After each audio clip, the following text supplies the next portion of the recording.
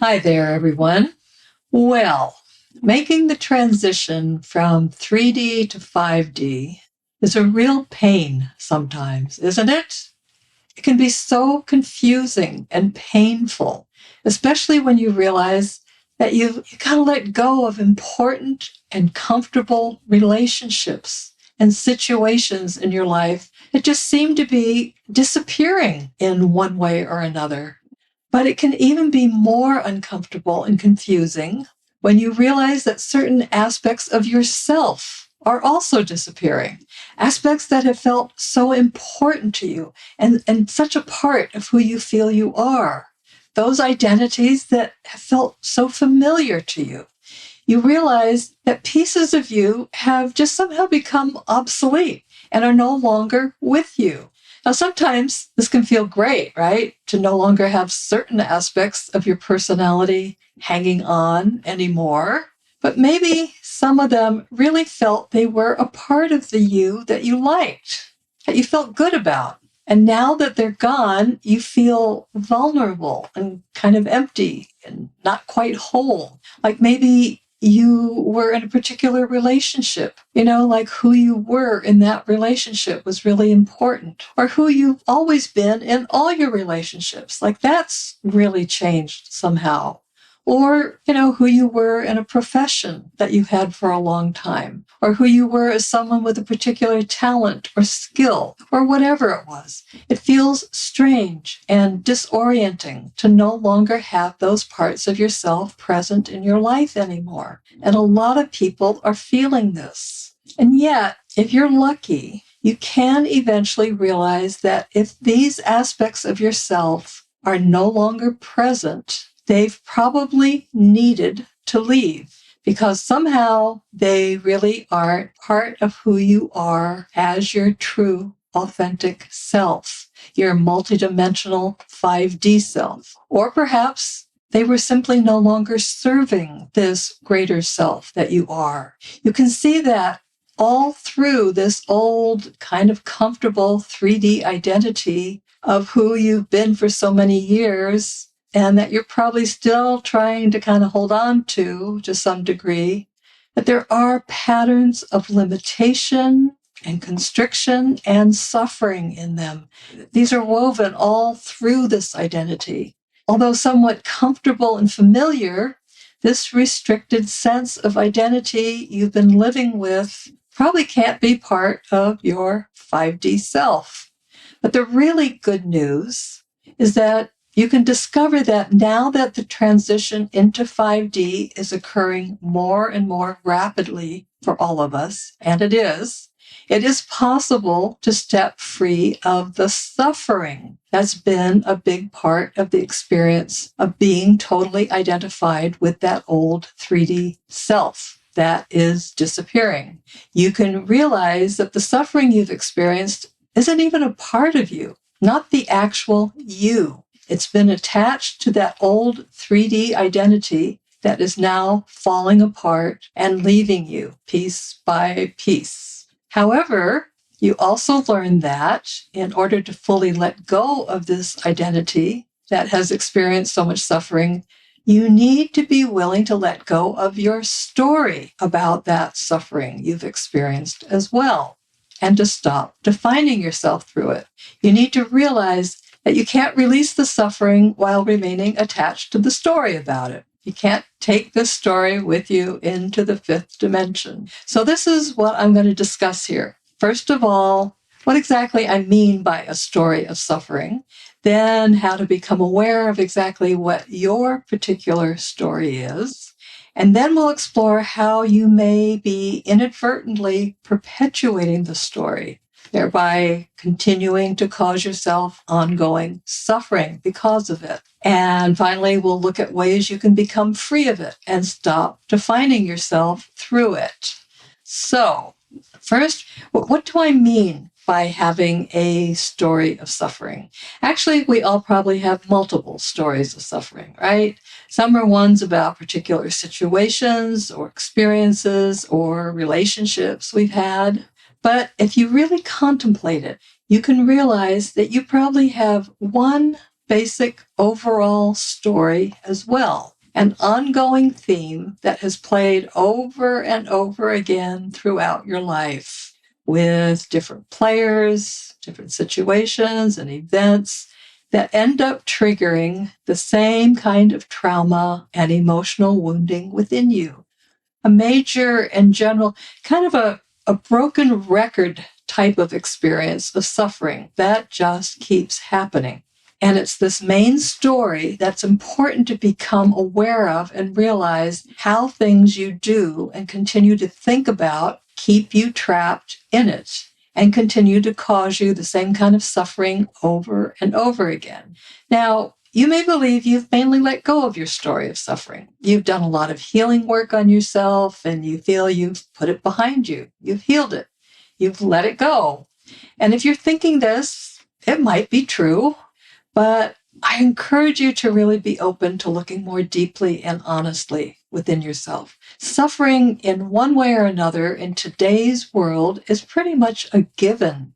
And it's difficult to not form some kind of sense of identity around it because we're all still dealing with something I've described in other podcasts, which is an implant with extremely advanced AI technology in it that was spliced many thousands of years ago into the human brain. And it's designed to weaken us through a programming of guilt and shame and self-judgment and fear. And it's been called the superego or the inner critic. But as I say, it is not actually even a part of who we inherently are. It was put there in our brain. Now, the good news is that it is now weakening because ascension is happening. And this is great. And you may be experiencing some of this. But at this point, it still retains a grip on most people, and it creates a story of suffering.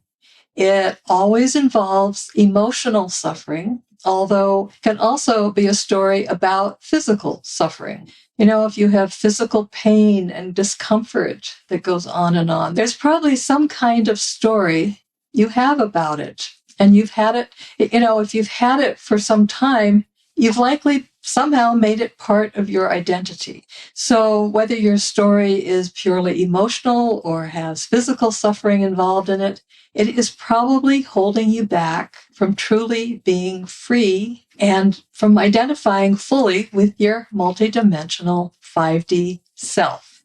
So, how to let go of this story of suffering? Well, first, you got to become aware of what your unique story is, right? And one way you can do this is when you find yourself really getting emotionally triggered about something, you know, either with hurt or anger or fear, resentment, envy, or maybe when you feel judged or criticized by someone. When this happens, become aware of a familiar voice in your mind or a feeling that arises within you. And you'll see that it reveals that you have probably come to a certain negative conclusion about yourself or your life. Think about it for a moment. What default position do you automatically tend to shift into when you are triggered? What automatic familiar conclusion do you tend to come to about yourself that you just automatically accept as truth? See if you can also become aware of the field of kind of dark energy that can just pull you in when this happens. And you kind of go unconscious. When this happens, you can also discover that your intellect or other people may be telling you all the rational reasons why what you've concluded about yourself is not true. But somehow these messages just don't reach you. You're in the grip of what some people have named wetiko. It's also been called negative interdimensional energies, but it's all caused by the same inner critic implant and its negative programming in your mind.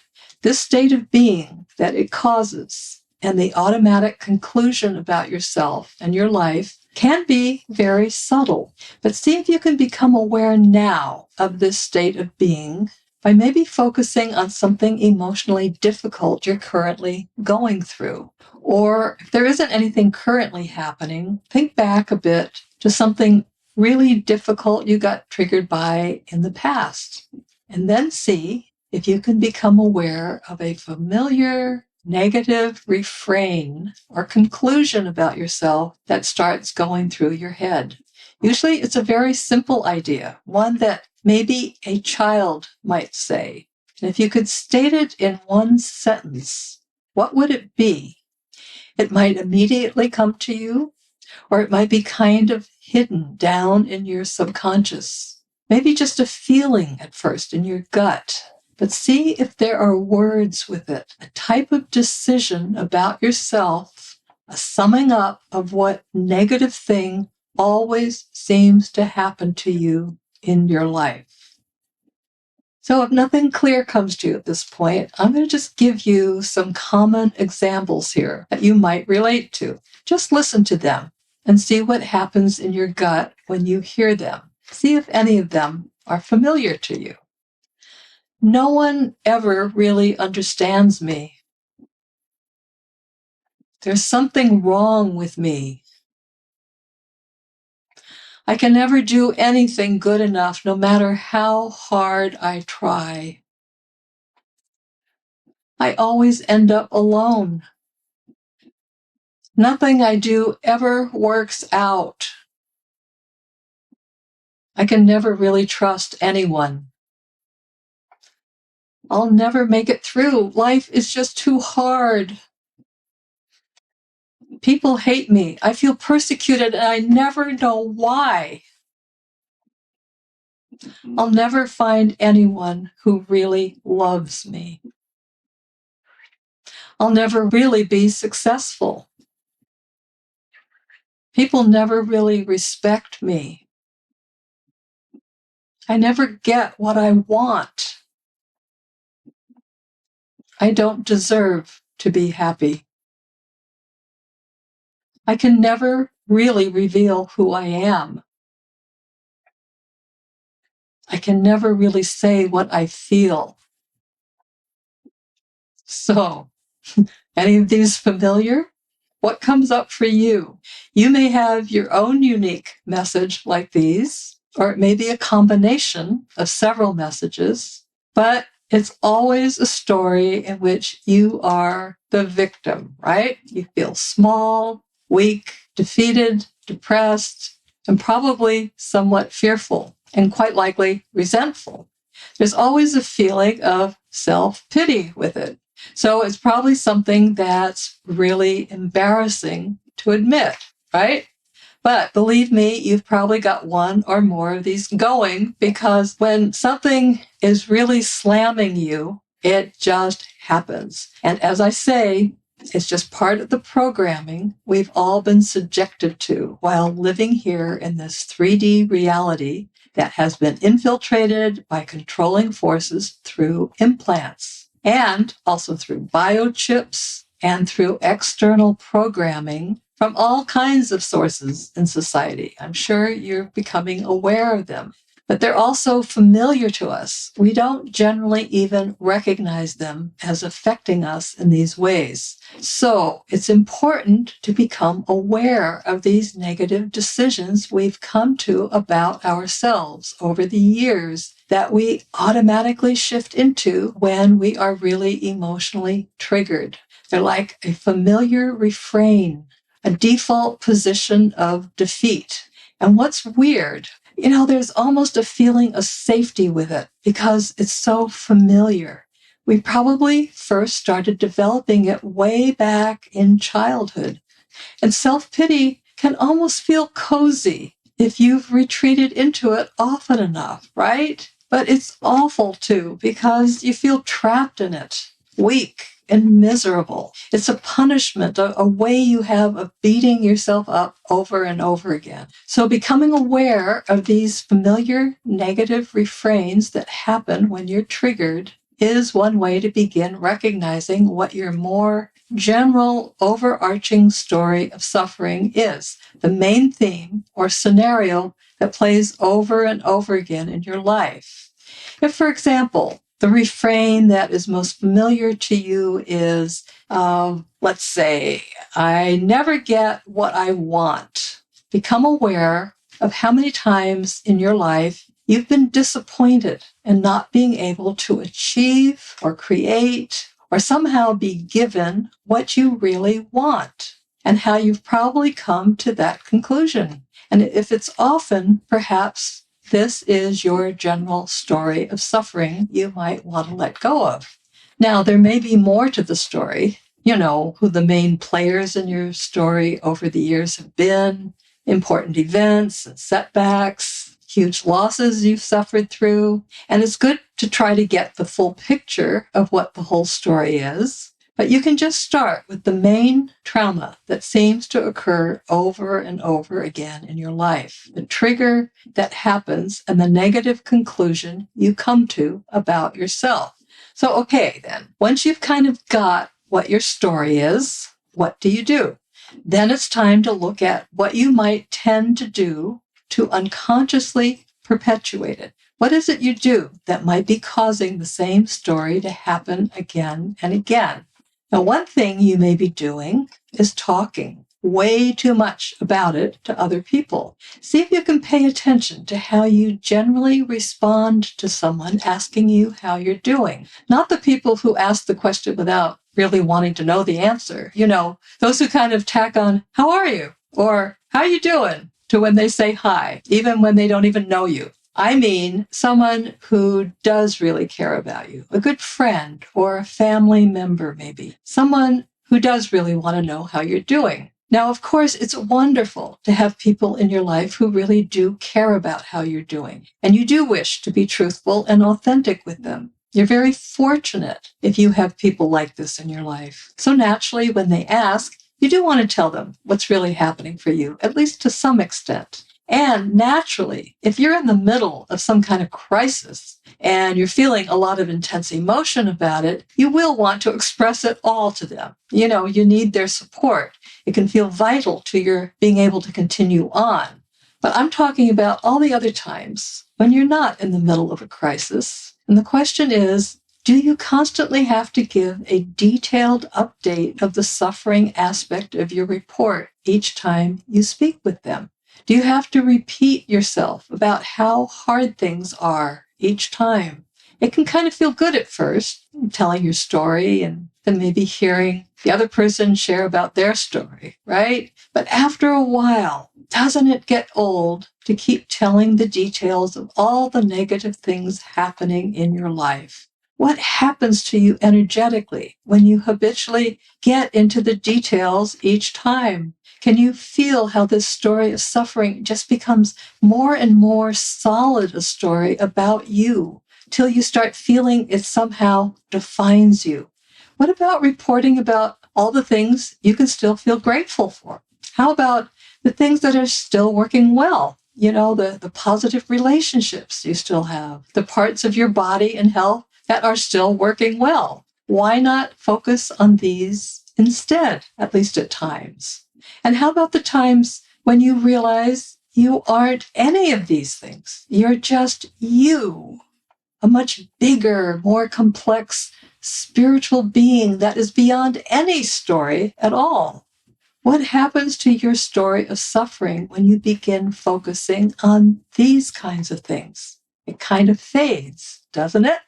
Now, I'm not just talking about some new age positive thinking psychology here. I'm not advocating stuffing negative emotions or ignoring them or only focusing on the positive.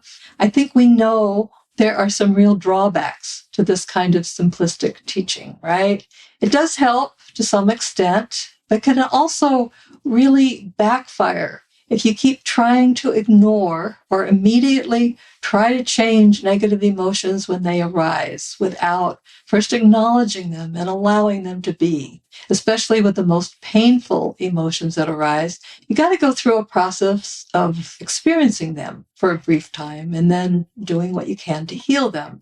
But I'm speaking about how at some point you can overdo the constant focus on the suffering you're experiencing in life. If you're familiar with the law of attraction, we're aware that the more we focus our energy on something, the more we continue to create it in our lives, right? And this is especially true in how we can perpetuate suffering in our lives. The more energy we put into our stories about it, the more we keep them going and solidify them. And so, if you're someone who has done a lot of healing on yourself and you're very aware of, what you need to still work on, you might want to become aware that there are ways within your healing process that you can get stuck in the mire of the suffering and not really move forward out of it. And one of the ways is by constantly focusing on the story and talking about it all the time.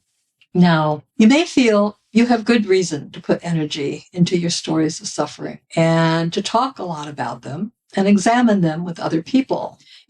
Perhaps you've worked hard in getting in touch with all the pain and hardship that you've endured and in learning how to deeply experience your emotions. And like I say, this is really important. Maybe you've really benefited from talking about your stories to people and analyzing them and believing that if you can just figure it all out, the suffering will be relieved. And you're in the process of trying to understand this so as to alleviate it. And it's very true that getting in touch with your whole story of suffering is really an important step toward emotional freedom. Like I say, you need to know what has been keeping you in bondage and in pain.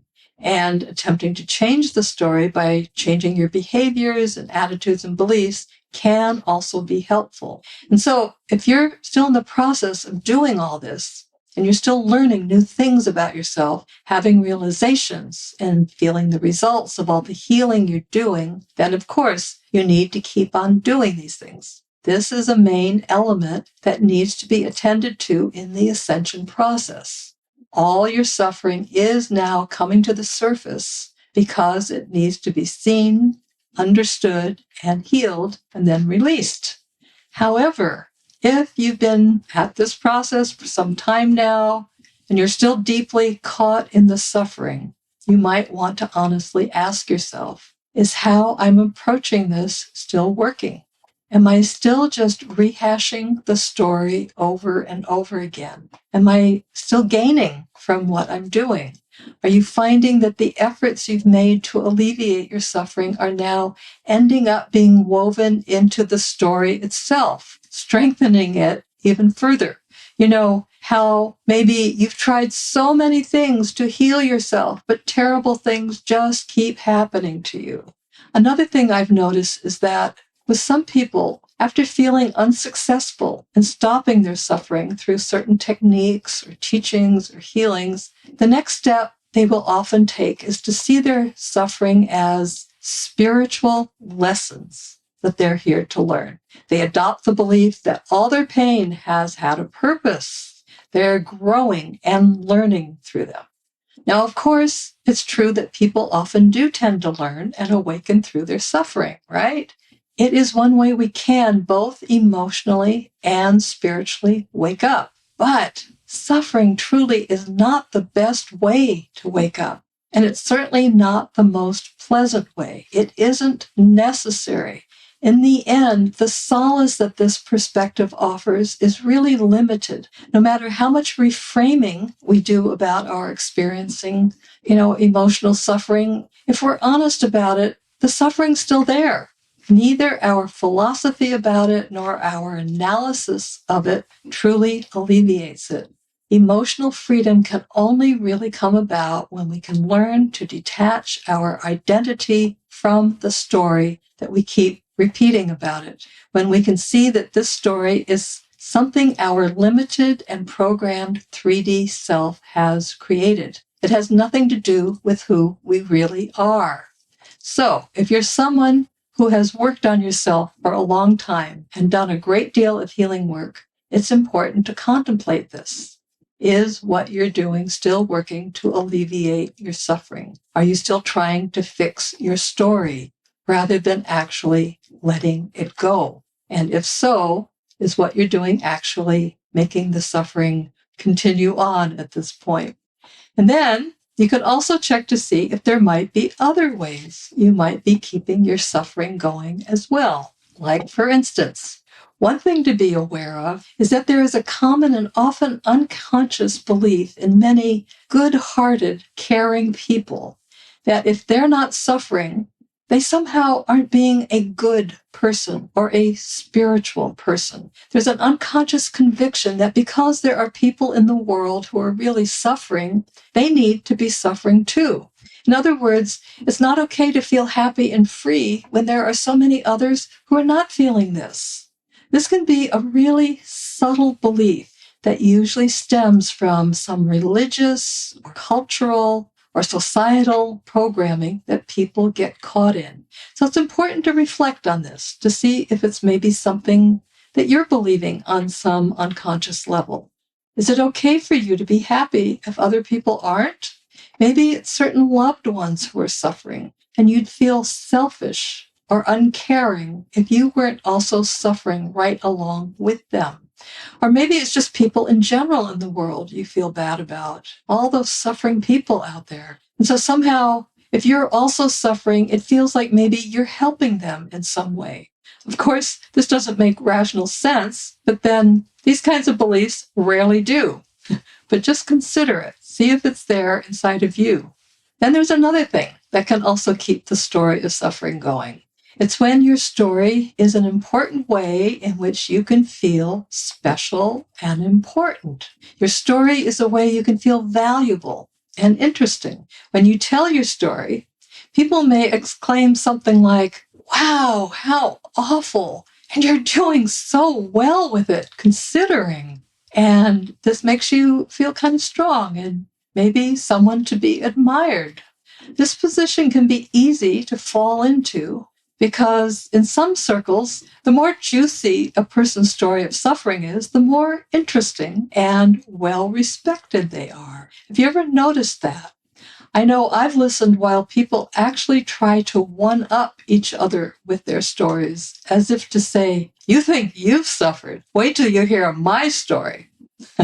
So there's this one to consider also, to see if maybe there's some of this that might be going on for you too, when you're around other people, how your story of suffering can sometimes make you feel a little more interesting or special or important. Okay, so here's another one. Sometimes someone will unconsciously use their story of suffering in hopes of gaining sympathy or compassion or understanding from someone, or simply attention. This might especially happen if they feel someone is being unkind or is accusing them of something. Out comes their story of suffering. It's as if they're saying, "How can you be so mean to me? I'm already suffering. How can you hurt me when I'm already a suffering victim?" This is a hard one to admit to, but if you're honest, you may recognize it at times, maybe especially when in, a certain difficult relationship you might have. It's a way to try to get someone's understanding and compassion for you when you feel you need it and they're not getting who you are and what's happening for you. And then there's another kind of similar way a story of suffering can appear. And it's in a scenario in which you're somehow feeling guilty about something you've done or not done. And you haven't been really as compassionate with someone as you think you should be. So out comes your own story of suffering, your own feeling of being a victim or trying to explain your lack of understanding or compassion for them when they needed it. In a way, it's kind of accurate. You haven't been in a position to feel a lot of compassion for them because you've been feeling victimized yourself. But still, if you do this, it's an attempt to avoid feeling guilty about your lack of compassion for their suffering. So again, this is another way of perpetuating your story of suffering, using it to try and assuage your guilt about something.